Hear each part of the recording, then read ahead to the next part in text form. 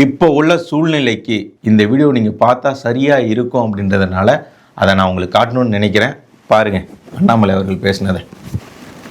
பாரதிய ஜனதா கட்சி ஆட்சிக்கு வரும் பொழுது எப்படி இந்த பலகையை இங்கிருந்து அப்புறப்படுத்தப்படுமோ அதே போல இந்து அறநிலைத்துறை என்கின்ற அமைச்சரவை இருக்காது. முதல் நாளிலே பாரதிய ஜனதா கட்சி ஆட்சிக்கு வரும் பொழுது ஸ்ரீரங்கம் மண்ணிலிருந்து நம்முடைய தலைவர்கள் அனைவரும் இந்த மேடையில் இருந்து நின்று பேசிக் கொண்டிருக்கின்றோம். இந்து அறநிலைத்துறை என்கின்ற அமைச்சகத்தினுடைய கடைசி நாள் பாரதிய ஜனதா கட்சி ஆட்சியினுடைய முதல் நாளாகத்தான் இருக்கும். சகோதர சகோதரிகள், இதை கம்பீரமாக பெருமையாக எந்த மண்ணிலே 13ஆம் நூற்றாண்டில் 12,000 வைணவர்கள் தன்னுடைய ரத்தத்தை கொடுத்து நம்பெருமானை காப்பாற்றினார்களோ அந்த மண்ணில் என் மண் என் மக்கள் யாத்திரையினுடைய 100வது தொகுதியில நாங்கள் இதை சூழரைக்கின்றோம். எப்படி ஜம்புத்தீவு பிரகடனம் 1801 என்ற கோயில்ல ஜம்புத்தீவு பிரகடனம் இங்க இருந்துச்சோ இது என் மக்களுடைய பிரகடனமாக நீங்கள் எடுத்துக்கொள்ளுங்க. இது ஒண்ணுக்காகவாது இவங்களை ஜெயிக்க வச்சு ஆட்சியில் அமர வச்சிருந்திருக்கலாம். இவர் சொல்றது சரிதானே. இந்து அறநிலைத்துறை அப்படின்ற ஒரு கூந்தல் நமக்கு தேவையா? அது தேவையில்லாதது தானே. ஏன் அப்படின்னா சமீபத்தில் தாங்க நான் நீங்கள்லாம் கேட்டுட்ருக்கீங்க, எங்கே மொட்டை எனக்கு எங்கே லட்டு அந்த மாதிரிலாம் கேட்டுட்ருக்கீங்கல்ல. நான் மொட்டை அடித்த இடத்துல லட்டு கொடுக்க மாட்டாங்க, பஞ்சாமிரதம் தான் கொடுப்பாங்க. எங்கேன்னு தெரியுதா உங்களுக்கு? வெற்றிவேல் முருகனுக்கு அரோகரா பழனியில் தாங்க நான் போய் மொட்டை போட்டேன். கடவுளை பார்ப்பதற்காக நம்ம எதற்காக போகிறோம்? நன்றி தெரிவிப்பதற்காக. என் கவலையை போக்கிட்ட இறைவா, அதனால் நான் உன்னை பார்க்க வரேன் அப்படின்னு சொல்லிட்டு போகிறது. பால் காவடி பன்னீர் காவடிலாம் எடுத்துகிட்டு போவோம். அதே மாதிரி இறைவனை பார்ப்பதற்காக, மன நிம்மதிக்காக இந்த மாதிரி பல கோரிக்கைகள்லாம் வச்சு அதெல்லாம் சரி பண்ணி கொடுத்தாரு. இல்லை கோரிக்கை வைப்பதற்காக கடவுளை பார்க்க போவோம். முதல்ல என் கஷ்டத்தை தீர்த்து வை, என் கஷ்டத்தை தீர்த்து வைத்ததற்காக நன்றி அப்படின்னு சொல்லி போவோம் இல்லைங்களா. ஆனால் பழனியில் போய் அடிவாரத்தில் கால் வச்சதுலேருந்தே நம்ம கஷ்டம் ஆரம்பிச்சிருது. அங்கே போய் முருகனை பார்க்கும்போது அவருடைய முகத்தை பார்க்கும்போது தான் நம்ம கொஞ்சம் நிம்மதியாக இருக்குது. மற்ற இடங்கள் எல்லாமே அசுத்தமாக இருக்கிறது. ஏன்னா இப்போ தான் போய் சமீபத்தில் தான் மொட்டை போட்டேன். பார்த்தா உங்களுக்கு தெரியுது இல்லை, சமீபத்தில் தான் போய் மொட்டை போட்டேன். ஒரு குளிக்கிறதுக்கு ஒரு இடம் இல்லைங்க. நான் வெளியே தான் போய் குளித்தேன். அதாவது அங்கங்கே குளிக்கிறதுக்கு ஒரு இடம் வச்சுருக்காங்க. அதில் குளிப்பதற்கு பச்சை தண்ணியில் குளிக்கிறீங்க அப்படின்னா 30 ரூபா, சுடுதண்ணில் குளிக்கிறீங்க அப்படின்னா 50 ரூபா ஒரு பக்கெட்டு கொடுப்பாங்க, குளிச்சிக்கலாம். இதுதான் அங்கே பழனியில் இருக்குது. இங்கே மொட்டை எங்கே வாகனத்தை நிறுத்துகிறோமோ அங்கேருந்து மொட்டை போடுறதுக்கு உள்ளே போகணும். அப்புறம் மொட்டை அடிச்சுக்கிட்டு திரும்ப வெளியே தான் நீங்கள் குளிக்கணும். இந்த சூழ்நிலை அங்கே இருக்குது. அது மாதிரி போயிட்டு ஏறி போகிறது இறங்க வைக்கிறது அதெல்லாம் படிகள்லாம் இருக்குது. அதெல்லாம் ஒன்றும் பிரச்சனை இல்லை, அதெல்லாம் இருக்க தான் செய்யும். ஆனால் அந்த சுத்தபத்தம்ன்றது எந்த அளவுக்கு இருக்குது அப்படின்னா ஒரு கேள்விக்குறியாக தான் இருக்குது. அதை கொஞ்சம் அறநிலைத்துறை கண்கொண்டு பார்க்கணும். கண்கொண்டு பார்த்தா மட்டும் என்ன பண்ண போகுது அறநிலைத்துறை? சரி விட்டோலிங்க. அதே மாதிரி இப்போ நீங்களாம் கேட்கலாம், என்ன கருப்பு சட்டை மஞ்சள் துண்டு கருப்பு கண்ணாடிலாம் போட்டிருக்கியப்பா அப்படின்னு சொல்லிட்டு எல்லாரும் சொன்னாங்க. நீ பெரிய ஆள் ஆகணும் அப்படின்னா பெரிய ஆட்கள் என்ன பண்ணாங்களோ அதை நீ பண்ணு, நீ பெரிய ஆள் ஆகிடலாம் அப்படின்னு சொல்லியிருந்தாங்க. பார்த்தேன் ஒன்றுமே இல்லாமல் வேறு மாநிலத்திலேருந்து ட்ரெயின் பிடிச்சி டிக்கெட் எடுக்காமல் வந்தவங்க கூட பல கோடிக்கு அதிபதியாக மாறி இருக்காங்க. வாரிசுகளுக்கெல்லாம் சொத்து சேர்த்துட்டாங்க, பெரிய பெரிய இதெல்லாம் பண்ணிட்டாங்க. அப்படி இருக்கும்போது அவங்கள பார்த்து சில இதை கற்றுக்கலாமே அப்படி சொல்லிட்டு தான் பண்ணியிருக்கேன். அப்புறம் இன்னொன்று வச்சுருக்கேன், இது ஸ்பெஷல் ஐட்டம். இதுதான் முக்கியமானது. இப்போ உள்ள அரசியலுக்கு ஏற்ற மாதிரி ட்ரெண்டில் இருக்கக்கூடிய ஒன்று. இப்போ பாருங்கள், சும்மா கிஜி கிஜின்னு இருக்கும், தாறுமாறாக இருக்கா? இப்போ பாருங்கள், இப்போ சூப்பராக இருக்குவே. அதனால தான் வாங்கிட்டோம்ல நாகுல விற்கு, அருமையாக இருக்கா? அந்த மாதிரி இப்போ அறநிலைத்துறை அப்படின்றது எப்படி இருக்குது அப்படின்றது நான் சொல்லி தெரிய வேண்டிய அவசியம் இல்லை. நீங்கள் எல்லாருமே கோயிலுக்கு போயிட்டுருக்கீங்க, பார்த்துக்கிட்டு இருக்கீங்க. கோயில்களோட நிலைமை எப்படி இருக்குது, எத்தனை கோயில்கள் இப்போது காணா போயிருக்கு, சிலைகள் காணா போயிருக்கு அப்படின்றதெல்லாம் நம்ம பார்த்துட்டு இருக்கோம். இந்த அறநிலைத்துறை நீதிமன்றம் போய் அசிங்கப்பட்டு வந்தது. ஏன் அப்படின்னா இவங்க சொல்கிறாங்களா 1000 கோயில்கள் 3000 கோயில்களுக்கு நாங்கள் குடமுழுக்கு பண்ணிட்டோம் அப்படின்றாங்கல்ல. ஆனால் நீதிமன்றம் என்ன சொல்லுதுன்னா, இது கோவில்கள் என்பது இறைவன் இருக்கக்கூடிய இடம், இறைவனோட வீடு. அதை என்னமோ உங்களுடைய விளம்பரத்துக்காக ஏனோ தானோன்னு பணிகள், புனரமைப்பு பணிகள் முடிவதற்கு முன்பாகவே நீங்கள் குடமுழுக்கு பண்ணுவது என்பது தவறு அப்படின்னு சொல்லி கண்டிச்சிருந்தது. காரி துப்பாத குறையா திமுகவை திட்டி அனுப்பிவிட்டோம். இவங்க திருந்தாமல் இவங்க ஏனோ தானோன்னு வேலையை பார்த்துட்டு கடைசியில் என்ன சொல்கிறாங்க அப்படின்னா, எங்களோட ஆட்சி தான் அறநிலைத்துறையின் பொற்காலம் அப்படின்றாங்க. என்ன பொற்காலம்? என்ன செஞ்சிருக்கீங்க இந்து கோவில்களுக்காக? எத்தனை இந்து கோவில்கள் புதிதாக கட்டப்பட்டுள்ளது? அதற்கு மாறாக எத்தனை இந்து கோவில்கள் இடிக்கப்பட்டது? தீபத்தூணில் தீபம் ஏற்ற முடியல. எங்களை கோவிலில் வச்சு நீ சோத்தை தான் திங்கிறியா, வேற ஏதாவது திங்கிறியான்னு கேட்குறாரு எங்களுடைய துறையோட அமைச்சராக இருக்கக்கூடிய சேகர் பாபு அவர்கள். இதுதான் எங்களுக்கு கிடைச்ச பயன். ஏன் அப்படின்னா, திமுக அரசாங்கத்திற்கு பக்க பலமாக இருக்கிறதே இந்த அறநிலைத்துறை தான். அதிலிருந்து வர வருமானம் தான். இது மட்டும் இல்லை அப்படின்னா திமுக அரசாங்கம் எப்பயே திவாலாக இருக்கும். அப்படி இருக்கும்போது கூட இந்த அறநிலைத்துறை அமைச்சராக இருக்கக்கூடியவர் எங்களுக்கு எதிராக, அதாவது தீபத்தூணில் தீபம் ஏற்றக்கூடாது, சனாதான ஒழிப்பு மாநாட்டில் கலந்துப்பார். அதே மாதிரி இப்போ பார்த்தீங்கன்னா எங்களை பார்த்து சோத்தை தான் திங்கிறியா, வேறு ஏதாவது திங்கிறியான்னு கேட்பார். முடிஞ்சால் நேருக்கு நேர் ஒண்டி வாடாம்பார், மோதி பார்த்துக்கலாம்பார். இதுதான் எங்களுக்கான நிலை. முன்னாள் ஆளுநர், மேதகு ஆளுநராக இருந்த தமிழிசை அவர்கிட்ட போய் கோயிலில் வச்சு, பார்த்தசாரதி கோயிலில் வச்சு விவாதம் பண்ணிட்டு இருக்காரு. எப்படி கூட்டமாக போவீங்க அப்படின்னு சொல்லிட்டு. கோவிலில் இறைவனை பார்க்க கூட்டமாக போகிறது தான் உங்களுக்கு பிடிக்கல போல். அதனால தான் பழனியில் கூட சிரமப்பட்டு தான் நம்ம போய் முருகனை பார்க்குறதா இருக்குது. எதுக்குடா இங்கே வரோம் அப்படின்ற நினைக்க தோன்ற அளவுக்கு இவங்க ரொம்ப சீர சிறப்புமாக அறநிலைத்துறை வேலை செஞ்சுக்கிட்டு இருக்கு. இதில் என்ன தெரியுங்களா, இவங்க 1000-3000 கோயில்களுக்கு குடமுழுக்கு பண்ணிட்டோன்றாங்கல்ல, இந்துக்களின் நண்பன்னு சொல்லிக்கிறாங்கல்ல. அப்படி இருக்கிறவங்க இஸ்லாமியர்களோட பண்டிகையாக இருக்கக்கூடிய ரம்ஜானில் கலந்துக்கிறாங்களா, நோன்பு கஞ்சி குடிக்கிறாங்களா, ஃபோட்டோ பார்க்குறோமா, வாழ்த்துக்கள் சொல்கிறாங்களா, கிறிஸ்மஸில் கலந்துக்கிறாங்களா, கேக் வெட்டி கொண்டாடுறாங்களா, புகைப்படங்களை பார்க்குறோமா, வாழ்த்துக்களை பார்க்குறோமா. என்னுடைய மனைவி கிருத்திகா அவங்களுமே ஒரு கிறிஸ்தவர் தான் அப்படிங்கிறதுல எனக்கு பெருமை அப்படின்னு சொல்லி சொன்னாங்களா. இது நீங்கள் போட்ட ஆட்சி தான் அப்படின்னு சொல்லி சொன்னாங்களா. இதெல்லாம் நம்ம பார்க்குறோமா. ஆனால் இந்த திமுக அரசிற்கு பக்கபலமாக இருக்கக்கூடிய இந்து அறநிலைத்துறை, மாபெரும் வருமானம் தரக்கூடிய இந்து அறநிலைத்துறை, எங்களுடைய இந்துக்கள் பண்டிகைக்கு இந்த திமுக அரசாங்கம் வாழ்த்து தான் சொன்னதில்லை. எந்த ஒரு பண்டிகையிலேயாவது இவங்க கலந்துட்டு இருக்காங்களா? தீபாவளி அன்று உதயநிதி அவர்களோ அல்லது நைனா அவர்களோ கலந்து கொண்டு பட்டாசு வெடித்ததா, இனிப்பு எடுத்துக்கொண்டதா, ஒரு வாழ்த்து சொன்னதா எங்கேயாவது பார்த்துருக்கீங்களா? ஒரு புகைப்படமாவது இல்லை ஒரு ட்விட்டர்லையாவது ஒரு ட்விட்டாவது போட்டிருக்காரா ஒரு வாழ்த்து? உதயநிதி அவர்கள் ஒரு உருட்டு, உலகமாக உருட்டினார்.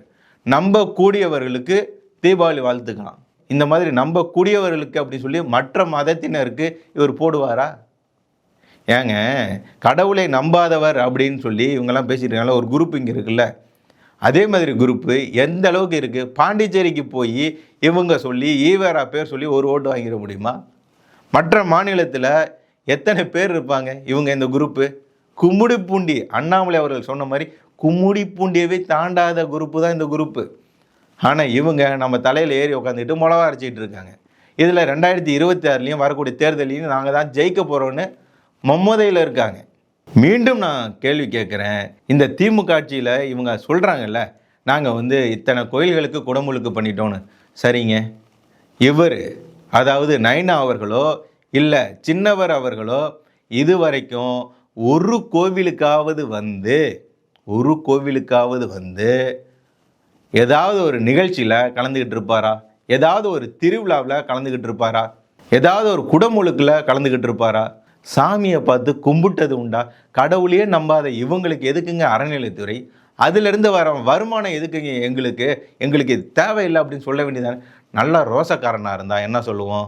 எனக்கு அதுக்கு ஆகாது, அதனால் என் ஆட்சியில் அந்த துறைன்னு ஒன்று இருக்கக்கூடாது அப்படின்னு நினச்சி அதிலிருந்து வர வருமானமும் எனக்கு இருக்கக்கூடாது அப்படின்னு சொல்லி அந்தந்த கோவில்கள் இதற்கு முன்பாக யார் கட்டுப்பாட்டில் இருந்ததோ அந்த ஊர் கட்டுப்பாட்டில் இருந்ததுன்னா அந்த ஊர் கட்டுப்பாட்டில் கொடுத்துட்டு வந்துட வேண்டியதானே. அதை நீங்கள் கையில் எடுத்ததற்கு பிறகாக என்ன முன்னேற்றம் அடைந்தது? பாஜக அரசாங்கம் ஐயப்பன் கோவிலுக்கு செல்வதற்கு இருமுடிய ஏரோப்ளேனில் எடுத்துகிட்டு போகலாம் அப்படின்னு சொல்லி அனுமதி கொடுத்தது. திரௌபதி முர்மு அவர்கள் ஐயப்பன் கோயிலுக்கு வராரு, திருப்பதி கோவிலுக்கு வராங்க. பாரத பிரதமர் நரேந்திர மோடி அவர்கள் கங்கை கொண்ட சோழபுரம் வராரு, திருச்சி கோவிலுக்கு வராரு, அமித்ஷா அவர்கள் திருச்சி கோவிலுக்கு வராரு. எல்லா கோவிலுக்கும் பாரத பிரதமர் நரேந்திர மோடி அவர்கள் வருகிறார். குடியரசு துணைத் தலைவர், குடியரசுத் தலைவர், உள்துறை அமைச்சர், இது போன்ற எல்லாரும் வர்றாங்க. ஆனால் நம்மளை ஆட்சி செய்யக்கூடிய இவர்கள் கோயில் பக்கமே தலை வச்சு படுக்கிறதில்ல. ஆனால் அதிலிருந்து வர காசை மட்டும் எடுத்து பாக்கெட்டில் போட்டு போயிடுறாங்க. என்ன இது? இந்த இந்து அறநிலையத்துறை அமைச்சராக இருக்கக்கூடியவங்கள எப்படி தேர்ந்தெடுத்திருக்காங்க அப்படின்றதே புரியல. மாலை போட்டுக்கிறாருங்க, நெத்தியில் போட்டு வச்சுக்கிறாரு.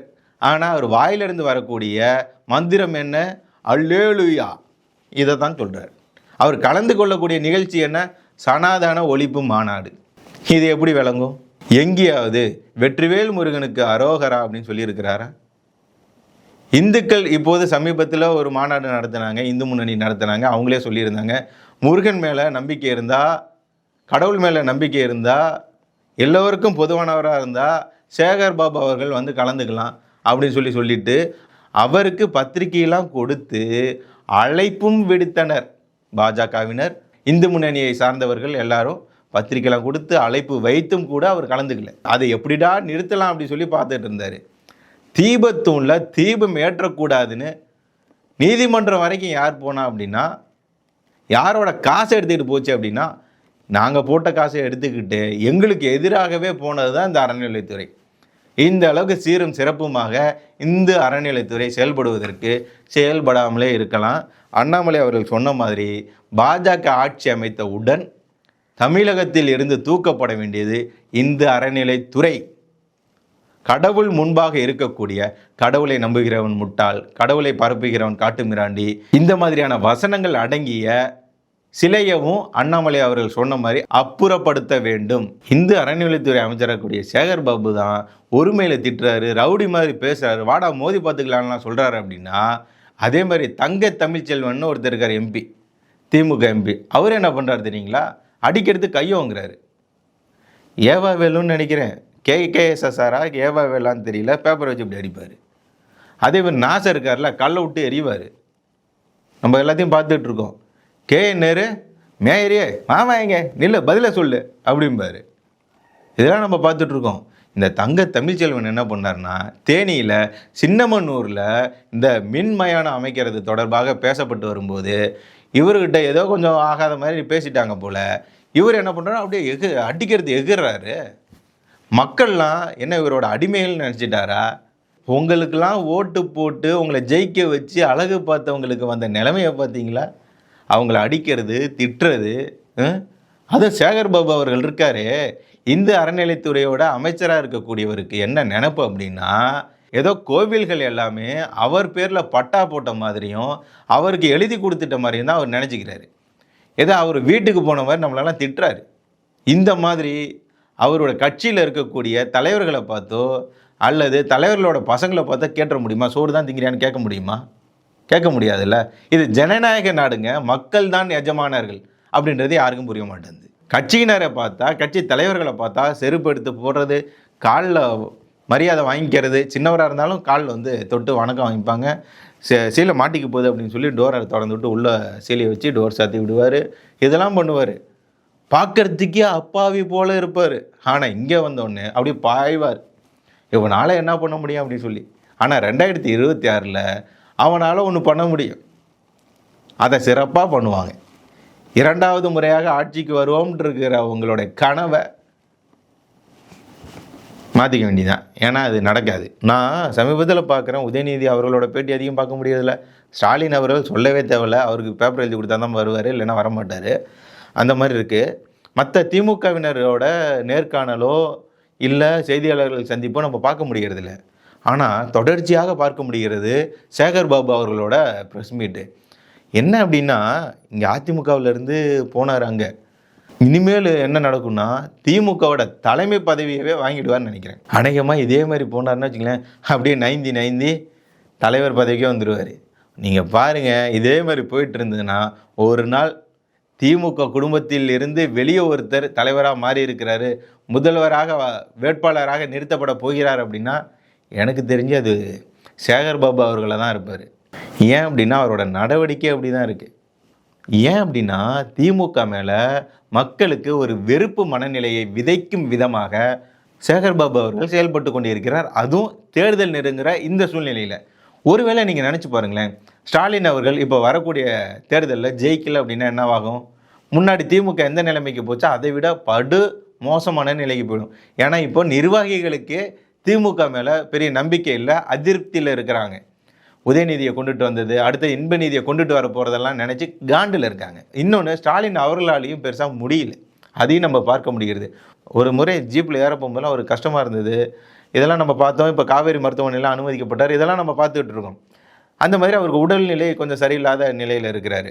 இன்னொன்று, உதயநிதி அவர்களுக்கும் பெரிதாக அரசியலில் பெரிய ஈடுபாடு இல்லை அப்படின்ற மாதிரியான எனக்கு தகவல் வந்தது. அவருக்கு சினிமா மேலே தான் பெரிய மோகம் இருக்குது, அதையும் நம்ம பார்த்துக்கிட்டு இருக்கோம். அப்போது ஒரு திமுகவில் ஒரு வெற்றிடம் வரும். கனிமொழி அவர்களை எப்படியா இருந்தாலும் உள்ளே கொண்டுட்டு வர மாட்டாங்க, அது அவங்களுக்கு தெரியும். அப்போது அடுத்ததாக யார் வருவாங்க? KN நேருவை தாண்டியாச்சு, திருச்சி சிவாவை தாண்டியாச்சு, துரைமுருகனை தாண்டியாச்சு. வேறு யார் வருவாங்க அப்படின்னா, எனக்கு தெரிஞ்சு சேகர் பாபு அவர்கள் தான் அதுக்கு தான் அடி போட்டுட்ருக்காரு. எதற்காக இந்த அளவுக்கு நைந்தி போகிறாரு அப்படின்னா, வளைஞ்சு போகிறாரு அப்படின்னா, குனிகிற இடத்துல குனிஞ்சு, நிமிர இடத்துல நிமிந்து, நீந்துற இடத்துல நீந்தி, தவுற இடத்துல தவுந்து போகிறாருன்னா, அடுத்ததாக தலைவர் பதவிக்கே கொக்கி போட போகிறான்றதான் நம்ம நினைக்கிறோம். என்ன நடக்க போகுது அப்படின்றது தெரியல. ஆனால் நமக்கு ஒன்று நடக்கணுங்க. 2026 பாஜக கூட்டணி ஆட்சி அமைக்கணும். இந்த அறநிலைத்துறை அப்படின்றத எடுக்கணும். இங்கே தேவையில்லாதது அது. அதனால் 2026 தேர்தலில் நம்மளுடைய வாக்கு இந்த நாட்டை திருத்த வேண்டும். இந்துக்களுக்கு சுதந்திரம் கிடைக்க வேண்டும். அதற்கேற்றாற்போல் நம்மளுடைய வாக்கை சரியான கட்சிக்கு, சரியான கூட்டணிக்கு நம்மளுடைய வாக்கை அளிக்க வேண்டும். இதில் அமித்ஷா அவர்கள் சொல்லியிருந்தாருங்க, மக்களுக்கு ஒரு வெறுப்பு மனநிலை திமுக மேலே வந்துருச்சு.